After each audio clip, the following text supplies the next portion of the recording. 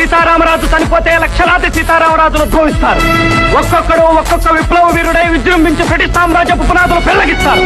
సీతారామరాజు ఒక వ్యక్తి కాదు, సమూహ శక్తి, సంగ్రామ భేరి, స్వాతంత్ర నినాదం, స్వచ్ఛ మారుతం. అక్కడ కాదురా, ఇక్కడ కాదు.